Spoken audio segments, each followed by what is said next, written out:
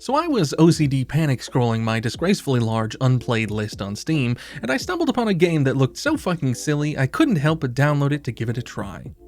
Then, as usual, I spent months not doing that.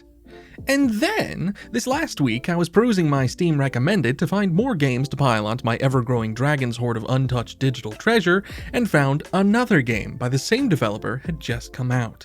A very different game. So I decided to do some digging and found all the games from the same developer. They were all so unique and intriguing, and quickly became my obsession for the week. Also, update while I'm working on this video, just like Mrs. Is, this fucking guy refuses to stop working. Antonio Freire, or Merlino Games, named after their adorable dog Merlino, look at this absolute baby, is an indie developer from Mexico with a dream to build beautiful and emotional worlds for you to explore. Well, I'm a sucker for beautiful and emotional worlds, so I'm here with my definitely paid intern coasterometer, and we're gonna give you the rundown on these cool little titles. Shall we?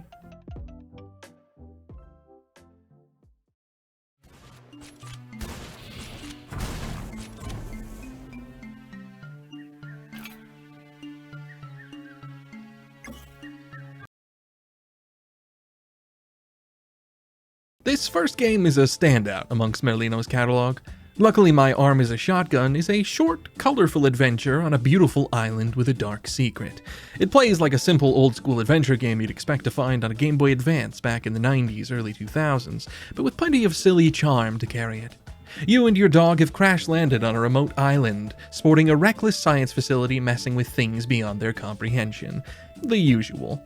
In order to escape this tropical hell, you have to explore a beach, a jungle, a mountain, and the derelict research station full of very normal drawings in order to find 25 pieces of scrap with which to fix your boat, an ID card to turn on the radio tower to tell people to stay the hell away, and of course, your dog. The majority of your playtime with this game will be spent arm shotgunning your way through a horde of zombies, floating, fire-spitting eyes, explosive imps, and giant flies. And though not exactly a complex mechanic, it is very entertaining how every blast knocks you around while absolutely splattering the demonic minions across the brightly colored environment.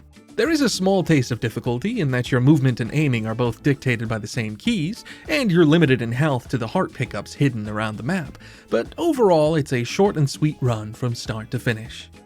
Also, apparently there's a giant demon named No Nips, but I never saw him, so it's just a cool little factoid.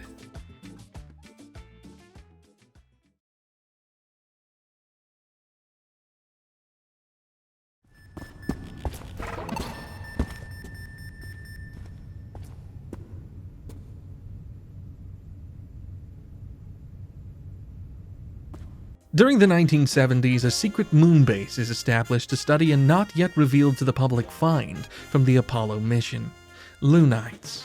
Shape-shifting blob creatures that can mimic humanoid forms. You are one of them, codenamed the Chameleon. A particularly dangerous and adaptable blob that uses a variety of powers to sneak, punch, and cry in a corner in order to escape to Earth and claim the planet for your species. And oh my god, it is so fucking cool. Just to start off, before I forget to mention it in the script, my favorite part of this game is his run. It's so bouncy and crisp at the same time, and I love it. Okay, so your objective is simple: get off the moon. To actually realize that goal, however, requires a lot of effort. I am terrible at stealth games, so a vast majority of my time playing this game was me getting my ass tased in every room and hallway of the facility. In order to be better than me and play the game correctly, you need to utilize your 4 special abilities, which you unlock by finding and assimilating other blobs. The quintessential Shape Change ability, allowing you to mimic the robotic guards so you can sneak right past their faces, or run right past them, that works too. Next, you can punch, which seems like it would be super strong, but it's countered by the fact that you cannot do it while camouflaged, and once you punch, it eats all of your energy, making you easy prey for the 35 other guards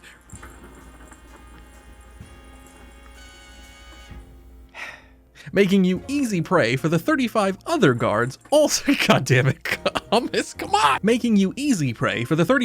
guards also ready to tase your ass. Though, when you get tased, guards don't respawn, so it is a cheesy way to thin out the defenses of a place if you're willing to do a lot of waiting for your energy to come back. Next is the dash, useful for quickly getting through hallways or across rooms to avoid detection, but also necessary for a couple of simple jumps to reach new areas of the facility. Slow motion is a surprising addition, but a really satisfying one, keeping taser turrets from quickly dispatching you, or getting you the time you need to escape a blunder. And finally, your true form, a delicious and moist powerhouse of a body that you can use to escape at last. On top of all the basic gameplay mechanics, there's this fun visual style to really help solidify the experience. Not only do all of these games have a fun, low-poly, retro look, but this one features a post-processing effect to add a layer of pixelization on top to give it that much more old-school pizzazz. Also, I just have to say, the scariest thing I've heard in a while is the guards in this game giving the all clear. It's so loud and distorted, and I hate it so much, and it's perfect. Don't change it. Have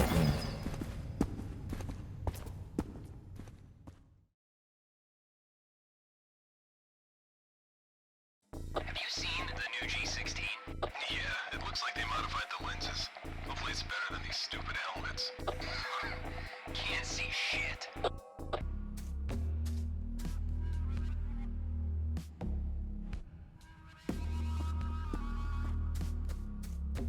The United States has been ravaged by climate change and corporate greed, forcing the majority of the populace to flee to neighboring Mexico to form the Mexican-American Federation. However, in the wake of tragedy, capitalism rears its ugly head as Semacor, a giant organization with its hands in government pockets. Their current target? A power plant in the Yucatan that could provide nearly limitless energy. In order to stop Semacor from taking control and to fight against injustice within and without the Federation, a group of guerrilla fighters come together as Los Desplazados, the displaced, or the stateless. Among their number is you, Tenoch Khan.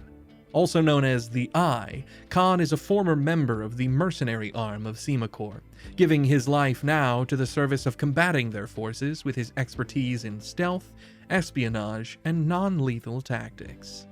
If the geopolitical storytelling and grim, handsome protagonists weren't enough to tip you off that this is a lovely homage to Metal Gear Solid, the gameplay certainly will. Undetected is a stealth action game about infiltrating an enemy location using a variety of gadgets and tricks. Most of your time is spent in a top-down view, giving you a tactical perspective to approach every situation, almost like looking down on a board game. This view allows for a lot of strategic thinking, but it definitely makes it harder to see all the grim details.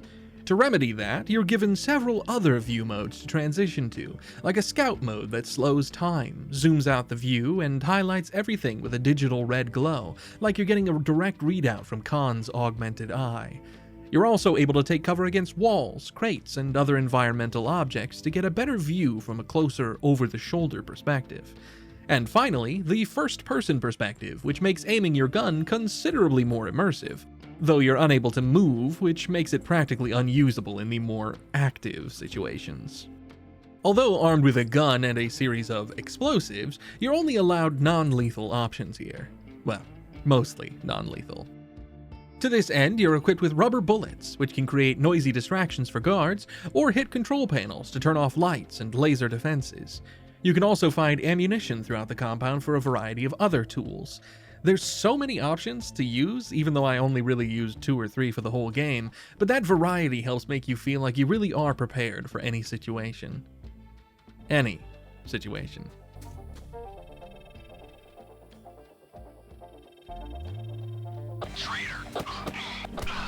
My personal favorites are the goo ammo for the pistol, which cuts off a guard's vision for a while, letting you sneak past or escape an awkward moment, and the horror decoy, which creates a spooky skeleton and makes the guards scream the most incredible scream. Seriously, the actor for the guards gave his whole damn heart and lungs to the performance here. Speaking of performances, all the game's various characters are voice acted, giving so much personality to both the story beats and the moment-to-moment interactions with guards. It's nice to have a bit of character to the several boss encounters so that I had someone to vent my frustrations upon when I lost the fight for the 15th time because, oh my god, I'm so bad at this. A really engaging experience with the perfect mix of parody and flattery for its inspiration.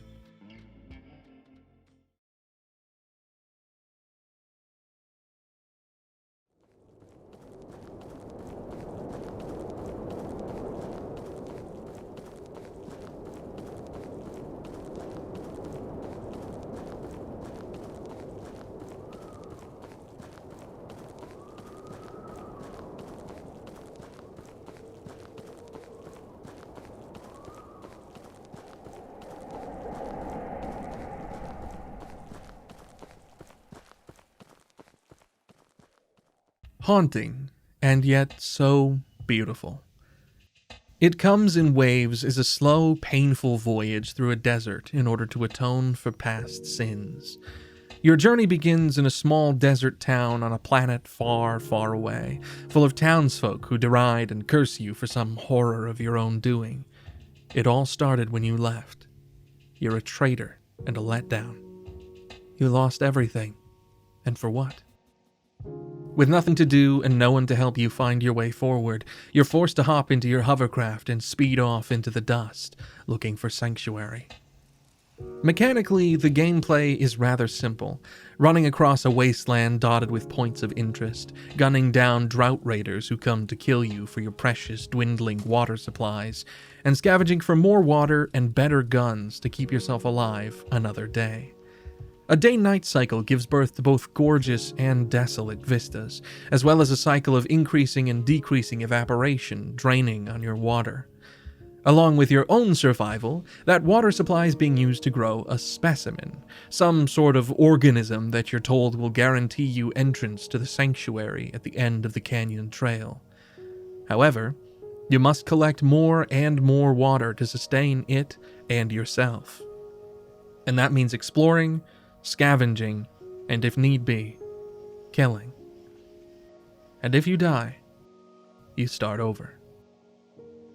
But beyond these simple gameplay gimmicks is a genuine emulation of grief, guilt, and loneliness. If you don't want this game's twist spoiled for you, now's a good time to skip ahead, and just know that this game is really, really cool and you should play it. Okay. You wander through this desolate world, nearly dead but for the occasional droid and the hunting parties of raiders. Strange obelisks to a past you don't recognize loom over you. Nightmarish monoliths to some tragic events you don't understand, and yet know all too well. It's so bleak and awful.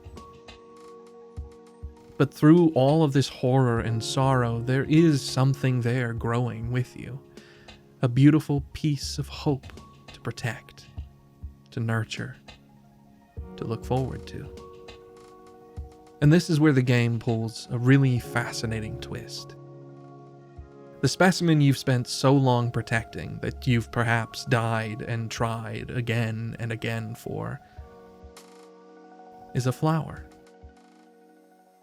You're growing a flower to put on the tombstone of a loved one.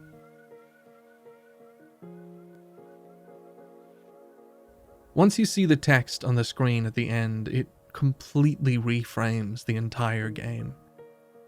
The village of people at the beginning spitting on you, exiling you, are like your own mind, making you feel like the villain of your story, like there was something you did wrong, something you could have fixed that might have changed things for you and your lost one. There were even a couple villagers that broke from the others to give you more personal messages, hints at the reality of what you're going through. The waves get smaller, but it never goes away. You are your actions, not your words. Forgive yourself first. Your journey, this exodus through the desert, is what your life has become. A barren and broken remnant of memories and experiences and people. Everything that was once beautiful can seem so hollow and empty when framed with grief. But the marathon of struggle and hardship you endured is a slow, steady build towards recovery, towards the courage to let the wall down, to face the grief and the pain and the sadness, towards learning to live in this new world. A hard one, for sure, but one not without its sanctuary. I can't emphasize enough how much my softy, emo little heart loved this game, and all I can say is thank you to Antonio and his team for crafting such a genuine experience.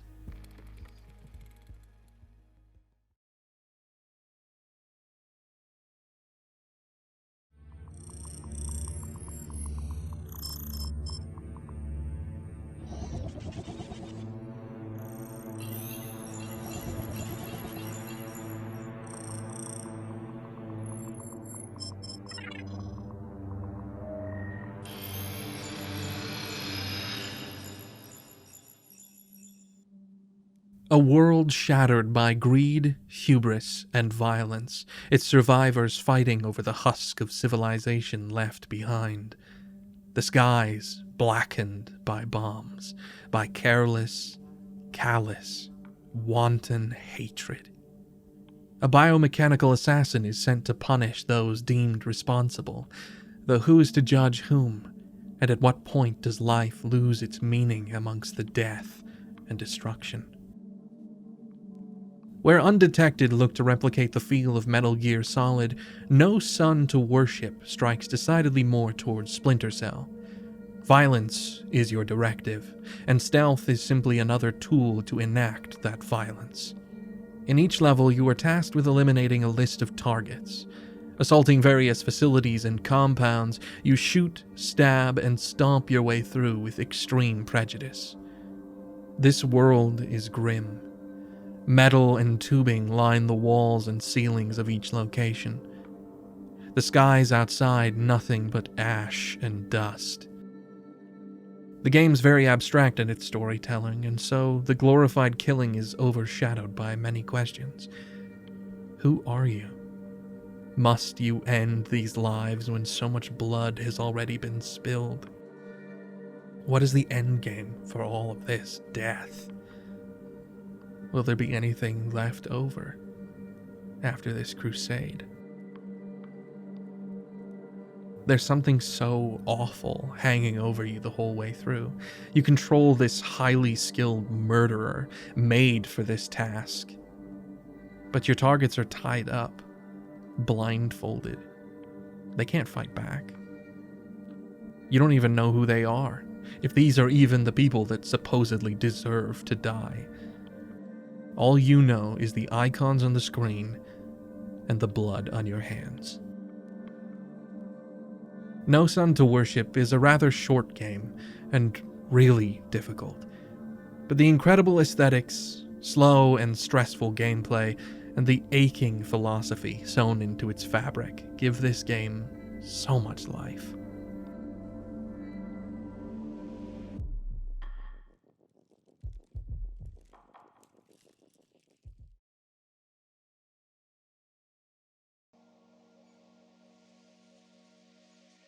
I really enjoyed playing through this developer's games. I'm such a sucker for emotional and philosophical stories, even if it's just thick undertones. And especially if they play around with pixel art or the now very popular PS1 retro polygonal aesthetic a lot of indie titles are jumping into. Honestly, I'm just a sucker for art. I love experience and emotion, and I'm so glad there are people out there in this world that spend their time and energy creating beautiful art like this for us to enjoy. And I'm also glad for them, that they get to put their creativity out there into the world, that they get to create their art for a living.